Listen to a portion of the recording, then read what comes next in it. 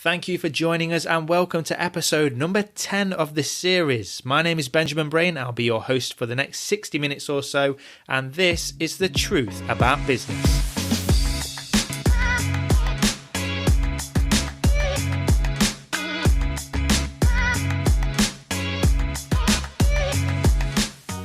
Welcome to The Truth About Business, where it's my mission to seek out real-life business champions and explore and share their challenges, setbacks, failures and triumphs to serve as inspiration, motivation and help other like-minded business people and entrepreneurs like us to fast-track our own success. In this week's episode, I talk business with Ed Hollands. Ed is the founder of the truck advertising specialist firm Driven Media, who help to get their advertisers in front of over 55,000 people per day in an innovative and eye-catching way.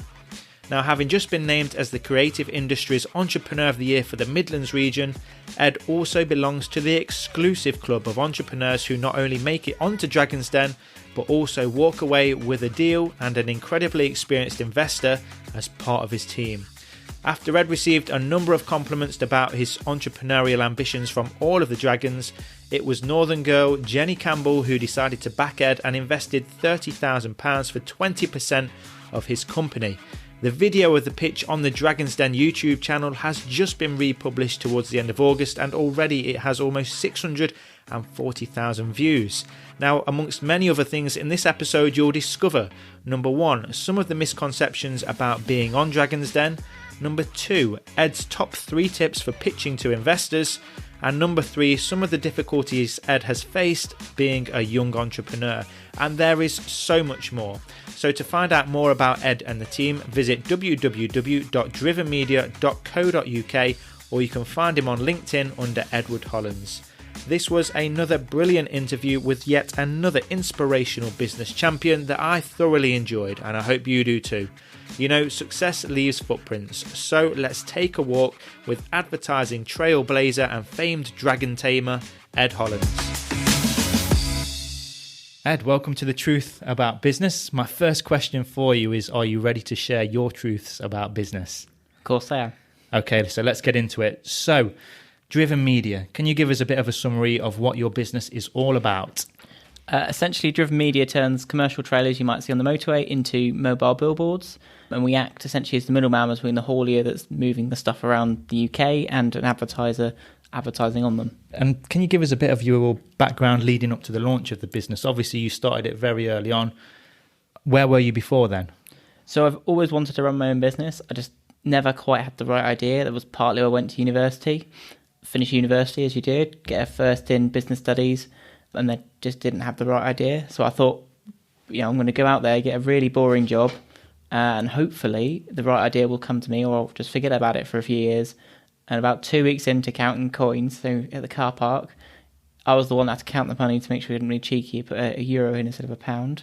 The idea literally came from walking down a road. And now everyone says, everyone's had that idea, but you're the ones that actually went and did it.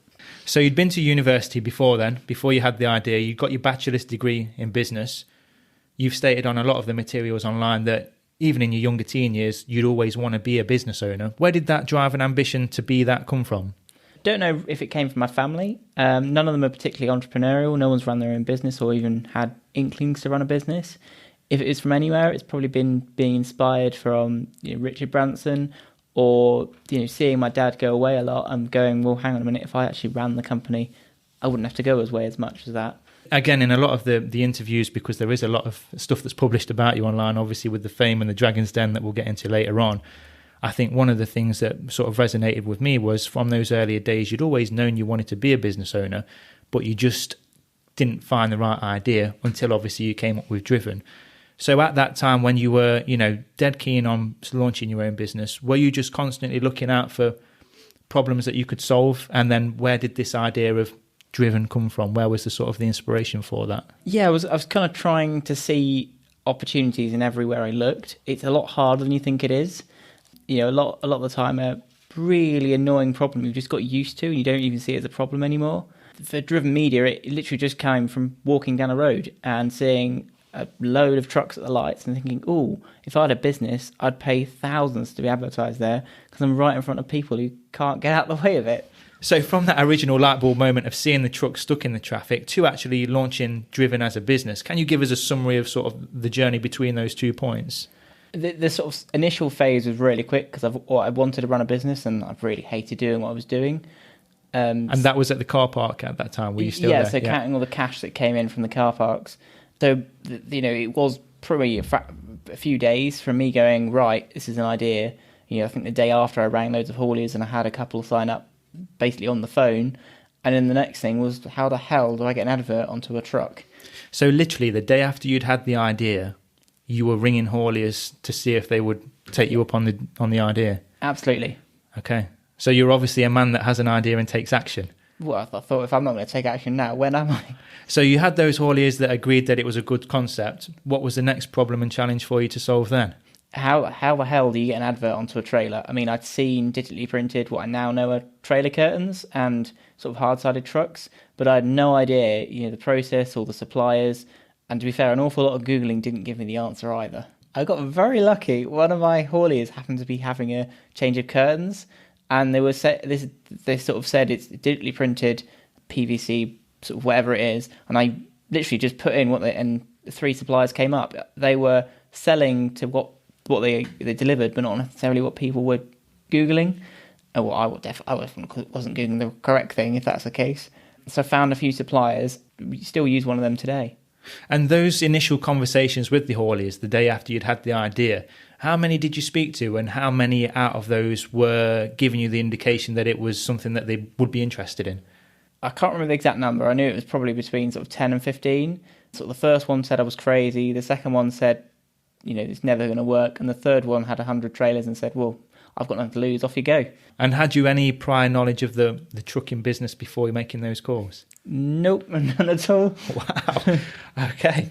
If you hadn't had, your number 3 you said had 100 trucks and he was interested, if he had also not been interested, would that have been an idea that you would have continued to pursue? Did you know deep down that this was an idea that would eventually work? Or were those initial calls sort of testing the market to see if there was a desire for it? I'd set myself a challenge. I mean, I had to get to sort of 15, 20 or whatever the number was. And then I was going to sort of, if I had one sign up or one potential, I was going to keep going.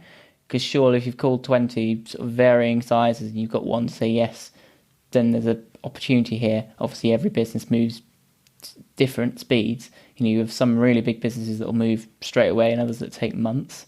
So for me, it was just setting myself a time frame and saying, right, if you can't get the one to sign up, then you might as well move on to something else. Pursue the idea when you've got some more time and money to throw at it. So you weren't prepared to, for want of a better phrase, to flog a dead horse. You'd given yourself this time scale. If you hadn't been able to prove that it was a workable concept, then you would have taken the idea out and moved on to another one. Absolutely. It's all about testing things when without actually committing a lot of resource to it. So whilst you were having these ideas, whilst you were speaking to the hauliers and doing the research into the curtains, you were obviously still employed. How did you manage that transition from being employed to going to self-employed and launching the business? I kind of got the business started to effect. So I got all the company registered, and the other job was nighttime, which I thought would be a great marry because I'd work in the day and work at night. In reality, if you ever work overnight, your body clock is really buggered up. I was ending up getting up at sort of 12 o'clock and then I have to be work at 5 and I've only got about 4 or 5 hours to be productive and do all the house chores. So I just got to the point where I was like, sod it, I've got to give everything at this idea and just hand them a notice in. That was it, really. How did you feel giving that notice in? I knew it was the right thing to do because I hated that job, but I hated it because it was boring. I can't not do a lot. I'm always active and Tara always tells me off, but if I get an idea, I'm going to research it now. I don't want to write it down. I want to do it now. So was there an official launch day of Driven Media? What was the sort of time frame between you handing in your notice? Was there like a 2-week period, a 1-month period, or was it just literally you were gone that day? I think the notice period was a week, but I was still running it, effectively full time before that point. Just it was really killing me. So after you'd handed your notice in, obviously your income is going to obviously rely 100% on what you can generate from Driven Media now. That's a lot of responsibility to put on your own shoulders. You were with your partner at the time as well. How did you feel leading up to the launch of the business? Did you have any doubts about it, or were you just 100%, self-belief this is going to work? Well, it took 2 years to actually generate any money, so me to take anything out of the business. Thought it'd be a long time. I didn't quite realise it'd be that long. Bear in mind, I'd just been a student, so I was quite used to living off not a lot of money. Quite lucky that Tara was able to support us just about on her wage. It was just seeing it, opportunity, and going for it. And the name Driven, now obviously there's a clear link between trucks, driving, and driven. Is there another meaning behind the name? Where did it come from? So actually the business was founded as the Advert Man. Met Graham Holland, who's now one of my investors, and it was actually his idea and his team that created that vision.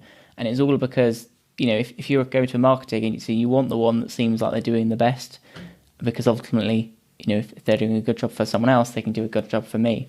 So it's created, a brand that could grow beyond the person. And where did your first paying client come from? How did you find them, and how did they come about? So our first paying client was actually the university, and it was rather cheekily. I pitched to the new head of the business school, and he went, "Yep, I love it, but rather than put our, proud, alumni that have done great things, we want to put you on the truck." So in the earlier days, and even now, this is still a concept that's relatively new to advertisers. How did you go about marketing the business? Pretty much a shotgun approach. Everything I could think of, I tried. And that's probably why it wasn't the most successful. I think if you're going to do everything, just focus all your efforts onto it.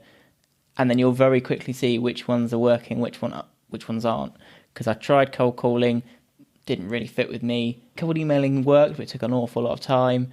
I found, to be honest, what I've learned over the last 4 years is LinkedIn is definitely a lead generating tool when used correctly.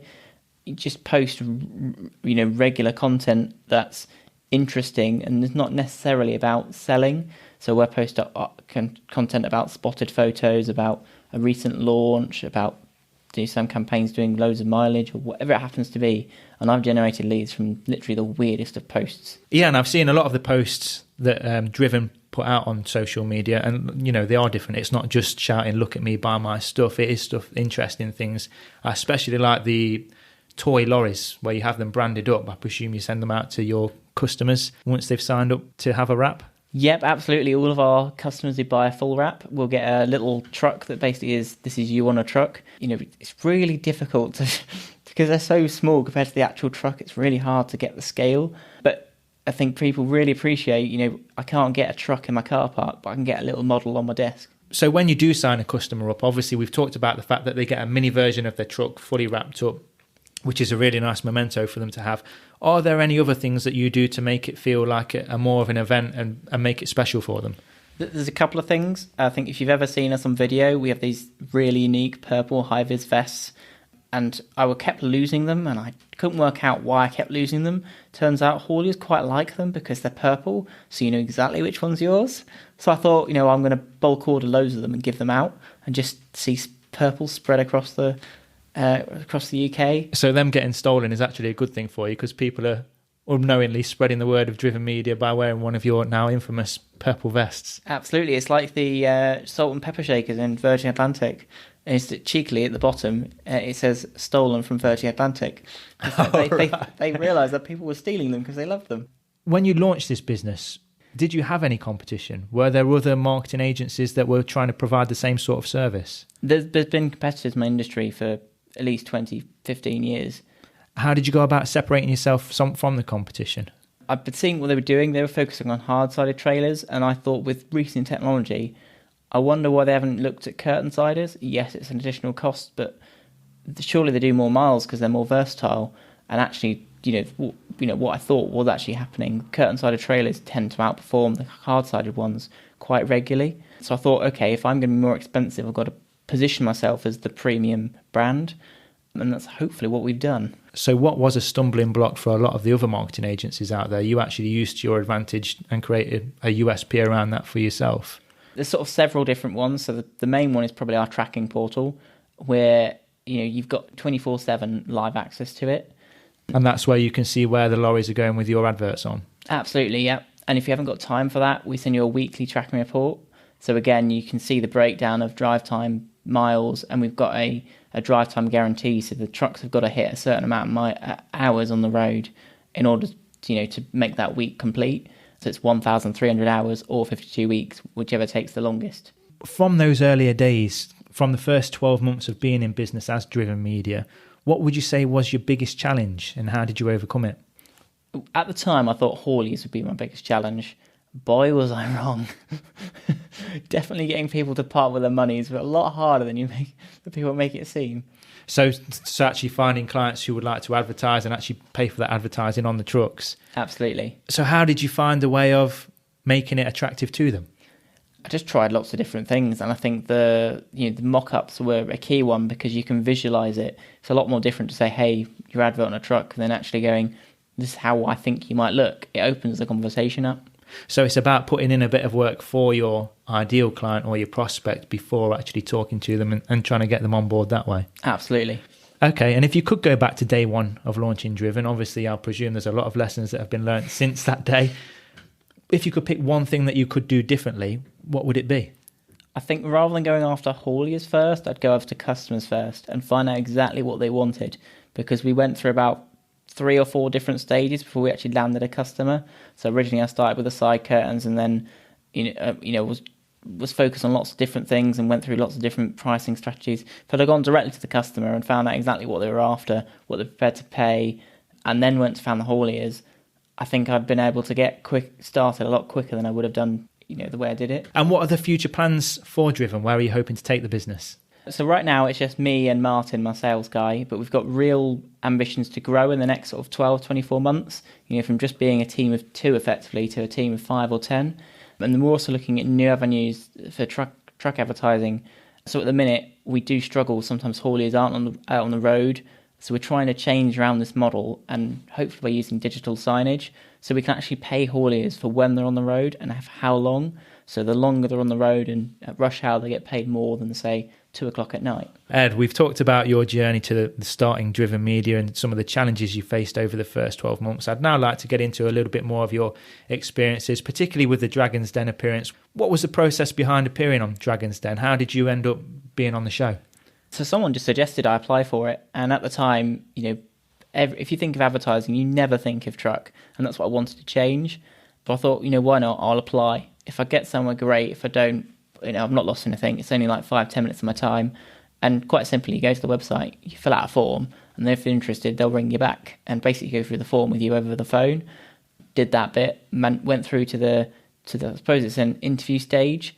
So rather than being, 5 dragons and a camera, there's 5 producers and a camera, and they film you basically doing your pitch, and you've got to do your pitch until it's perfect. I'm quite proud of the fact that I managed to do it on my 5th attempt. The 6th was absolutely terrible, so we left it at the 5. And what was the sort of time frame from between applying online to actually getting to that point of having it in front of the producers? I think it's probably about 2 months at that point, and then another 1 or 2 months before we actually ended up being on the set. What are some of the misconceptions that you think people have about the entrepreneurs and the experience of being on Dragon's Den? I think there's lots of different ones. I think the first one, from a sort of visual thing, it's not actually a lift. It's a really convincing lift. Yeah. But you're in a studio, so there's no way you can have a lift in there. Obviously, working. when you think about it, yeah, and that makes sense. And if you think about the camera angles, it just wouldn't work in a normal lift. But, originally it was filmed in an old Manchester factory. But if you listen to one of the first few episodes, it's really awkwardly edited because there was a train that went past at about every hour. And it'd often be when they're right in the middle of negotiations. Yeah, that sounds like a difficult sound problem to overcome, and I know all about those while we're recording this podcast. And obviously, with regards to when entrepreneurs and business people are pitching to the Dragons, a big part of what's involved is valuing the business, which I always think is a difficult thing for somebody who's put their heart and soul into it, but it's obviously years off reaching its full potential. How did you put a valuation on your own business? I think the first thing to address is the Dragons have not seen your business before you walk in there. So everything you do is in your pitch and how you come across. And again, if you say something, you've got to back it up, again, in due diligence. So I was thinking, right, where can I sit myself? I know I'm I've established the concept, but I haven't really got any profit yet. I mean, our campaigns are profitable, but if I'd actually paid myself, they wouldn't have not been profitable. So that's how I established my valuation. As I said, I want to give away about 20%. If I give myself about 300,000 valuation and I say 10%, if I come down to 20%, that's probably what I want to get away with. When we watch the television show, obviously we only see a small percentage of the actual conversations that happen. Your pitch was recently republished on Dragon's Den at the end of August. I mean, it's already got 630,000 hits, which is crazy. But you only sort of see 10 to 15 minutes that they put out. How long are you stood there in front of the Dragons for? I can't tell you exactly because they take all your watches and stuff away from you. But I went in about 9 o'clock and I came out just before 11. So if you include some walking, some waiting time, probably about an hour and a half, hour and 40. So there is a lot that gets chopped out then from people's pitches that we will never see. Yeah, I think they do try to be mindful. It is people's business, like live on air, so there's obviously some commercial information in there. And, when you sign the contract, you agree to give away anything that they record. But equally, they've got to be really careful because if it's a business and it's giving away some really confidential information, someone else could use that to, set up a competition. And, they're trying to work for the Dragons as well. So there's a bit of pros and cons for sharing too little and too much. So when it came to the end of the pitch and the Dragons were contemplating making you an offer, how did you feel at that point? Did you feel that you were going to get something from one of them, or had you felt that you'd missed your opportunity? Well, until Jenny said she was going to make the offer, I thought it was all over. Okay. But to be honest, I wasn't on there to get an offer. I was on there to just be on TV, really, to get some publicity. If I got a Dragon, brilliant bonus. I rewatched the pitch just obviously before doing the video, and as soon as Jenny made that offer, you were straight in. Obviously, a good opportunity when you see one.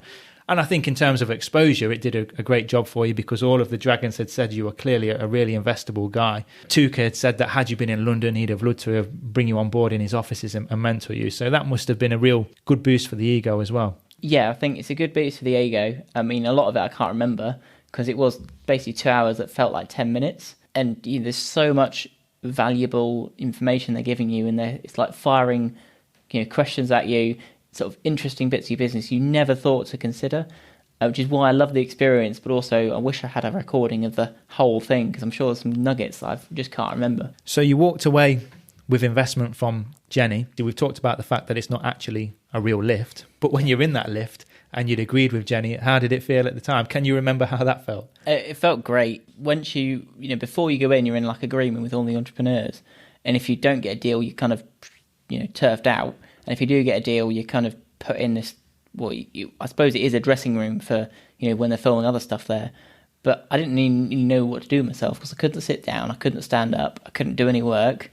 I just had to kind of pace around the room waiting for the next moment because you don't see the Dragons again until they finish that morning or the afternoon slot and filmings. And because I was the first to go in, there was another 3 hours I had to wait. So you do see the Dragons again that day once they've given you or agreed to give you an investment.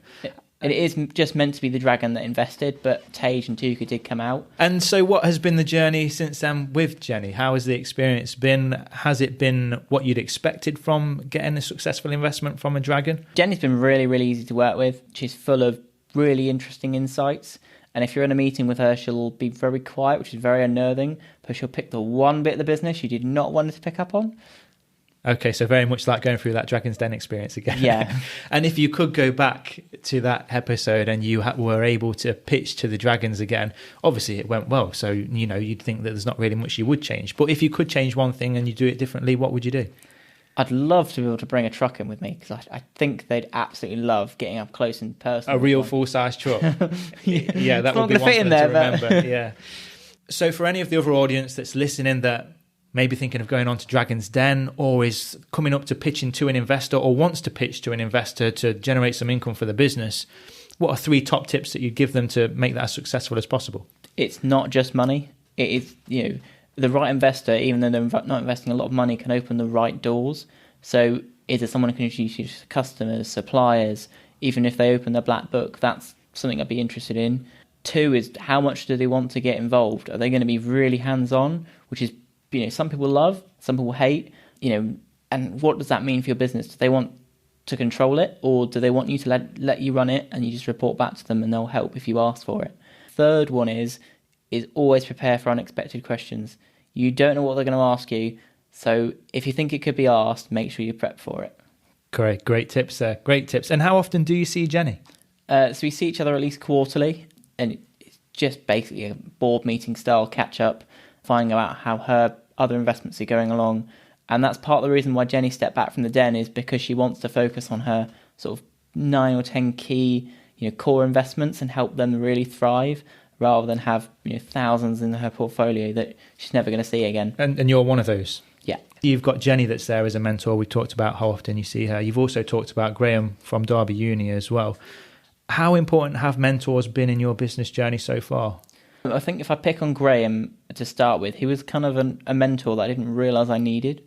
Because when you start a business, you're so laser sighted on what you want to do, and he was kind of moving me to be where I should be, if that makes sense. And over time became an accidental investor by the rebranding us. Obviously he carried some cost, taking time out of his day to make sure that we were really nailing where we should be going. It's always useful to speak to someone who's been there, done that, even if it's a completely different industry.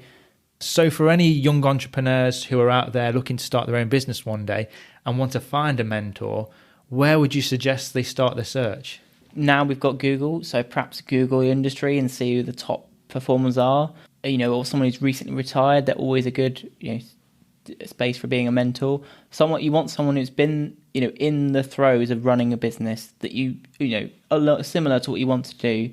Kind of just approach them and ask them out for a coffee or for breakfast or something to get to know them, and you'll know if they'll fit because they'll want to help you and they'll give you the right advice. And do you find those type of people are happy to give their advice and share their experiences if they are asked? I think most people are flattered if you ask them that you think that they're of a high enough level to be able to support them. So I think just go and ask them. Don't be afraid. Yes, they used to run a big company or they've got this award, but that doesn't mean they're next level. Now, obviously, as a result of the success of Driven and your appearances on Dragon's Den, you've made a lot of appearances, you've been a keynote speaker, you've been at many events. How do you decide which opportunities to say yes to and which ones to say no to? Because ultimately, despite being a celebrity in the world of entrepreneurs, you've still got a business to run. It's very easy to get distracted with speaking. I mean, I tend to look at it, how long is it actually going to take with my day up? If it's more than a couple of hours, probably the answer is no, unless you're going to pay for it. Because if I'm not working, I'm not earning. Is that including travel as well, the couple of hours? Yeah, it has to. Unless I've happened to get a meeting in Birmingham and you want me to speak at Birmingham, that it worked quite well recently. I got invited to speak at Birmingham. I already had a meeting in Birmingham later that day. So it's like, okay, I need to be in the area. So, the travel time is non-existent for that job. What's been the speaking engagement for you that you've enjoyed the most? I quite enjoyed the first one I did after Dragon's Den, where we got Dean from Hoob and Graham, and sort of walking through the sort of behind the scenes of Dragon's Den, sort of bit by bit through the clip. For any audience members who are on the speaking circuit or would like to speak one day, myself personally, that's something that I'd love to do, what would be your 3 tips for making a great speech? I think being something different. You've got so many speakers who seem to do the same thing, and I think my Dragon's Den story and the fact I work with trucks and advertising, it's kind of really, it's a lot of those are sort of interesting for people to hear, because you're like, I'll just go to that one because it sounds interesting. Now, we've talked about your journey, Ed. We've talked about your experiences with the Dragon's Den, your speaking. Now I'd like to find out a little bit more about your own beliefs and mindset as a business owner and an entrepreneur. So what does a typical day in the life of Ed Hollands look like? So I'm typically get up about 10 to 6, and I'm usually working about 6:15. I've had a shower and got ready and had some breakfast. And the first part of that day is really getting some sort of stuff, high-level stuff out of the way, stuff that I need to focus on because there's no emails coming in. I'll occasionally get rid of some emails, but normally I'll save them till I've done that bit. So do you find your concentration levels are at their peak first thing in the morning? That's when you like to get the important things out of the way? Absolutely, yeah. I love doing stuff in the morning. Feels really good to be up in the morning, up early, straight to work. And my suppliers hate it because I'm always sending them emails at silly o'clock in the morning, but it means I'm done and I can get focused on other things. And how does the rest of the day pan out? Varies day to day. I think if you look at my typical week, sort of 2 to 3 days I'm on the road, and the other 2 days is either catching up or sort of trying to get sorted for the next week. What's been your biggest challenge in business so far? We've talked about the first 12 months, but your whole journey now from, the launch of Driven right up to today.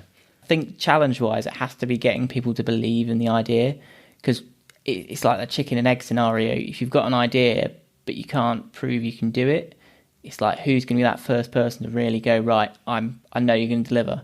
Because once you've got that first one, you can show pictures. And that's what happens now. The more we launch, we sort of more be able to sell. I think it's a numbers game eventually. Someone is going to believe in you. Someone is going to be prepared to take that risk. You just got to keep going and find them. And did you face any challenges with, obviously, when you appeared on Dragon's Den, you were only 22, still a young entrepreneur now. Has that provided any obstacles or barriers along the way so far? Yeah, there's definitely barriers. I mean, I remember walking to a Hawley's office probably when I about 6 to 8 months after I started. And the first thing he said was not hello, it was, oh, is your dad coming then? He assumed that I was, the founder's son that had just come to see him, not that I'd actually started the business. And how did you overcome that? To be honest, I tried to laugh it off, but he just couldn't get over it. It didn't end well. He didn't sign up. What do you believe are some of the key beliefs or skills or attributes that you have to be successful in business?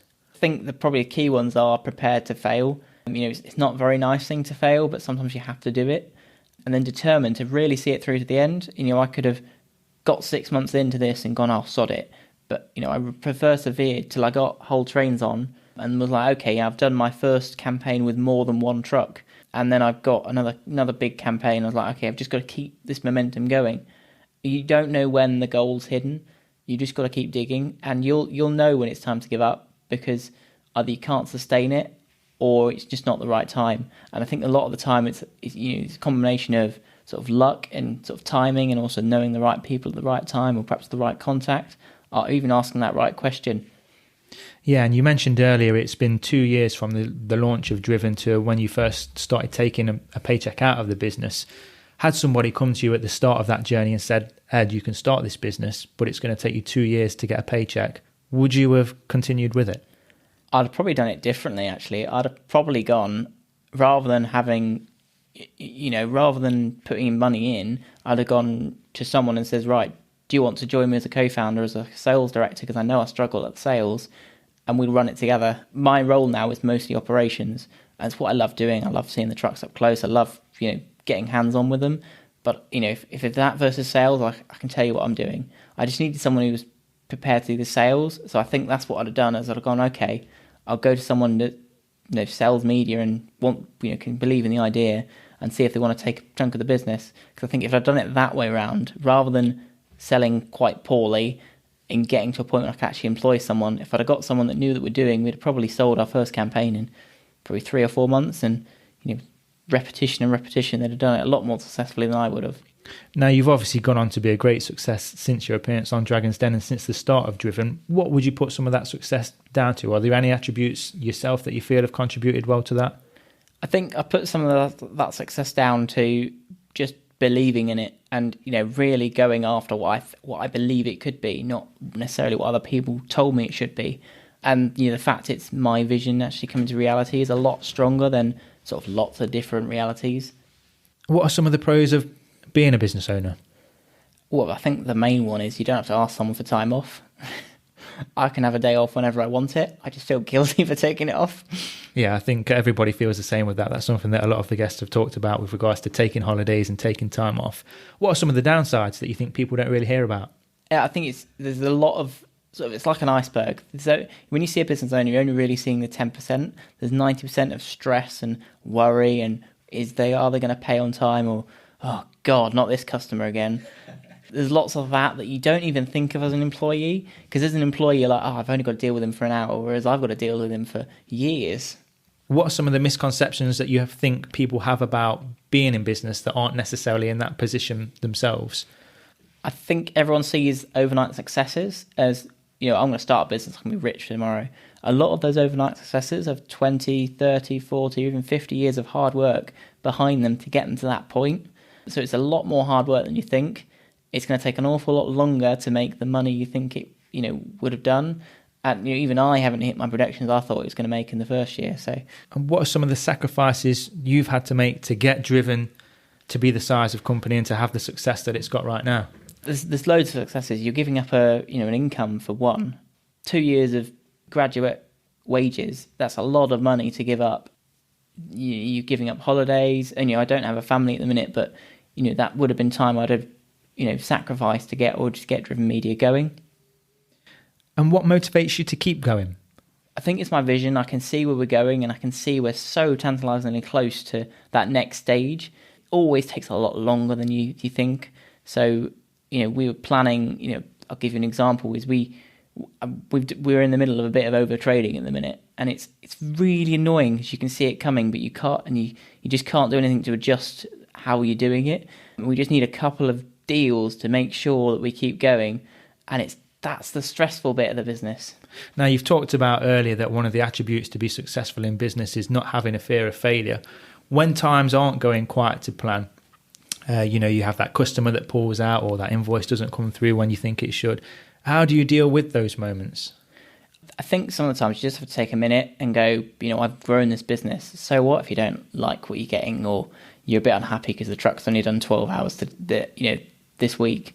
It happens. Obviously, you can't say it to them, but you just got to move on, and you've got to have an armor plating, really. Just got to let them hit and fall off. Yeah, and linking on from that, looking through some of your social media history recently, you put a post on LinkedIn recently, which I thought was quite interesting. And it went something along the lines of, it's definitely easy to get yourself down as an entrepreneur, especially when nothing seems to go to plan. It's a long, old, lonely road. Can you just talk us through some of the events that had led up to putting that post down and sort of what you meant behind it? I think it's very easy to get bogged down in all the day-to-day and the stress. And, you're running a business, so you're going to see all the problems, not necessarily all the good things. And I think at that point, we were desperately chasing a sale to kind of cover a debt we needed to pay off. And it was getting really down to the wire because, we had I think we had about 20 grand that was owed to us that was overdue. It's just like, this is so stressful. I've got like a 1 grand invoice and I just can't pay because loads of other people don't want to pay us. And that's a lot of money to be owed, £20,000. Yeah, it's a lot. And I think sometimes people don't realise that it could be a couple of days to you overdue. And I, to be honest, I don't mind if they say, look, I can't pay you on the 1st, but I can pay you on Friday, because at least then I've got time to plan. So I'd have not spent £1 grand on something else because I was relying on your money to coming in. And I think I have accounts on my business account. One's for general cash to running with, one's the VAT account, and then the other one's for wages. So if everything hits the wall, at least I can pay wages and the VAT man. Yeah, and the lonely old road part of that's something that a lot of people talk about when it comes to being an entrepreneur, and particularly when you're trying to scale a business and grow it. Could you expand on that a bit and the feelings around that part of the post? Yeah, so I'm a solo founder, so I think it's probably different if you've got multiple founders. But you feel like everyone is asking you decisions, and it's just like, if I just want your input sometimes, and rather than I don't want to be told what to do, I want to be told that what the options are, or what you think the options are. A lot of the time you are on your own. Even if you've got a team, you're the one that's there at 9 o'clock at night because something hasn't gone right. So obviously one of the sort of the downsides of being a solo founder is that you don't really have anybody to bounce those ideas off. What are some of the other downsides of that side of the business, being the sole business owner? It's very easy to get distracted. Like, I actively take myself into situations. So I'm a member of Antenna in Nottingham, which is like a creative co-working space. So if I really need to focus or get some calls down, I'll go there, because upstairs a lot of people make sales calls. It's a little bit quieter. So that's, I'll sit there, because if I get distracted, I'll get back onto task a lot quicker. Whereas if I'm at home, it's very easy to get distracted and do the washing or the washing up or something that's shouldn't be doing in business hours. And what are some of the pros and what are some of the benefits of being a solo business owner? There's no arguing. Yeah, always a good one. I can't fall out myself, although sometimes I do doubt myself. So I think it's pro and con. How do you think you get on with having an equal business partner in the business? Is that just not part of you, hence being the solo business owner still, or it's just the opportunity hasn't arisen yet? I think it's probably a bit of the latter. The opportunity hasn't arisen yet. I'd love for someone, to have an idea and us equally committed to doing it. I think with Driven, it was just, I'm going to prove it works. And at that point, it was too late to really have someone. I would have loved to know people who could have gone, I could have approached and gone, this is my idea. Do you want to give it a go with me? What's been your proudest moment so far, would you say? I think if I could have a couple of proud moments, one would definitely be Dragon's Den, because that's an absolute highlight. And then I think every time I see someone's face when they launch a truck, that's always a proud moment to say, I made this happen. Yeah, it must be quite fulfilling driving along the motorway and seeing one of your own trucks driving past. You can't beat that bit feeling. What's been the most important part of your business journey so far, would you say? I think the startup phase, you learn so much so quickly. And actually, that's probably the most enjoyable bit, even though it's probably the most stressful. I love the fact that every day I was thinking of new ideas to implement, to change, whereas now it's kind of process-led, and it's process-led by improving. Did you feel that excitement whilst you were going through that, or is that how you feel sort of when you can actually say that you've got through that and you're looking back? I was always excited, but I think if I wasn't excited, I probably wouldn't have done it. It was excited to kind of explore an idea. And we've talked about your successes and your proudest moments in business so far. To flip that on its head, what have been some of your greatest failures so far? And were there any lessons that you took away from those? So before I ran Driven Media, I ran a business called Do Dodgeball over a summer at university. So I just started to play dodgeball, and I thought this is a great sport. I'll take it back and practice over the summer and teach people how to play it. And then I kind of didn't market it very well, which is quite ironic. Now I run an advertising business. So that's how you got your feet wet in the marketing industry? Yeah, I just couldn't market. So I thought, how could it be? But do you see that as an important stepping stone to taking those lessons and implementing some of them, whether you were conscious of them or not, in Driven Media? Yeah, definitely, because yes, admittedly it was a B2C business, but I didn't go out and get customers. That's what I knew I had to do with this one, because you can't sit on your hands and build it and they'll come, because they just don't. Do you read, Ed? I like reading a lot, yeah. Business books? I've got a few business books to go back to. Okay. If you could pick one to recommend to somebody who was just thinking of starting out in business, which one would it be? I think my favourite is From Acorns. Okay, I've not heard of that one. Give us a bit of a summary of that. So it's kind of a bit funny book of how to sort of get a business moving and how to make it grow, and it's full of little hints. So one of my favourite that Tara has not used yet is his wife used to fill out in his diary. I can't remember the exact saying, but it was like on his diary it looked like a person, and in reality it was just pissing around for lunch with my wife. So in the world of business, Ed, or it might be somebody outside of business, is there anybody that you look up to for inspiration? So I think Richard Branson's probably one of my top picks for this. He's exactly what I want to do with the Driven Media. I want to create a driven group of companies, possibly interrelated, because there's a lot of areas in haulage that I think I can add value to. From the outside, it's a very outdated, industry that relies a lot on manual input of data and, spreadsheets and all that thing. But I think there's a lot of potential for it to streamline, not only save costs, but also increase efficiency. What do you like to do when you do get some downtime? How do you relax after, say, a long day at work? You've been on the trains on a Friday, you come home ready for the weekend, you're going to kick your feet up. What do you like to do? It's funny you mentioned trains, because I left my bag on the train last week. So oh, no. That was a fun Friday. Did you get it back? I got off the train and then I was like, shit, and as it pulled away, went into the office and okay, they found it, it's in Cardiff for you, off you go. What would you have done had you not had to get that train down to Cardiff to relax when you got home? I quite like doing dodgeball. So that's something that you're still involved with now from those early business days as well? Yeah, and if you give me a week, I'd quite happily go gaming.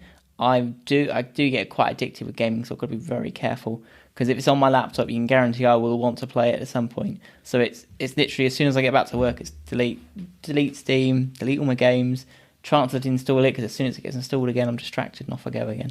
Okay. So Ed, if you could take all of your experiences and learnings and challenges and failures and teachings that you've taken away from being in business so far, and you could give your 21-year-old self one piece of advice, and at 21, what were you doing? Were you involved in Driven? Had you started it up as a full-time business then? It depends on where you pick it, because the business is 4 years old and I'm 25 now. So yeah. I was 21 finishing uni and also starting this. So it depends at what point of the year you ask. Okay, so if you could see Ed at the beginning of the year and you could give him one piece of advice or tell him one thing, what would it be?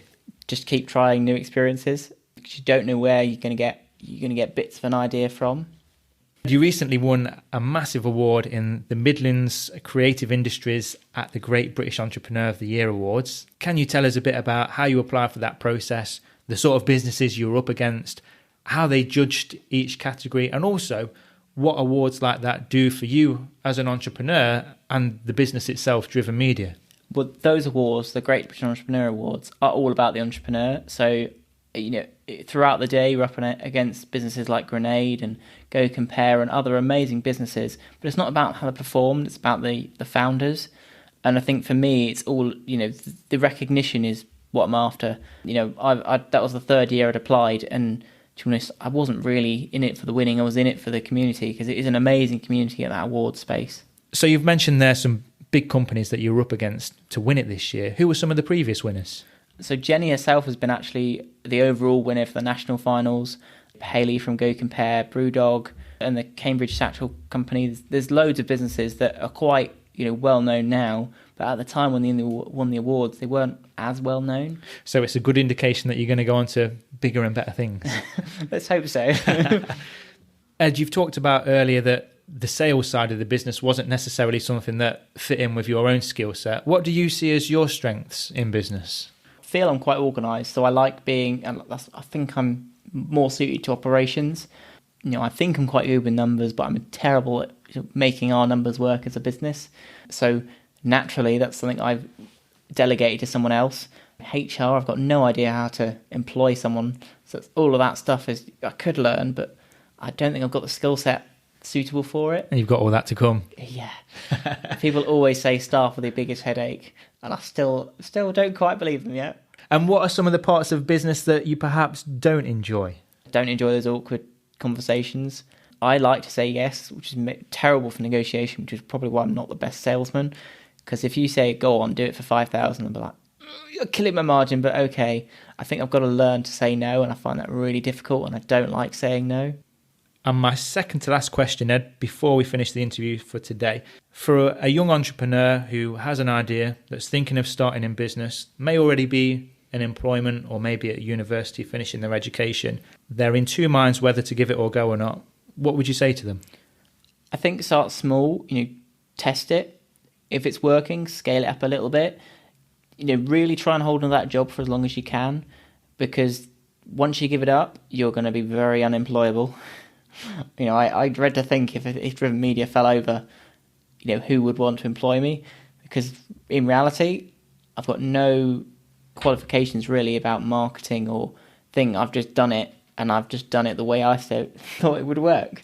But if you weren't doing Driven Media, what would you be doing? I'd probably be in a marketing job for it. I've always been fascinated with marketing, even though apparently I can't do it very well. Well, you must be doing something right.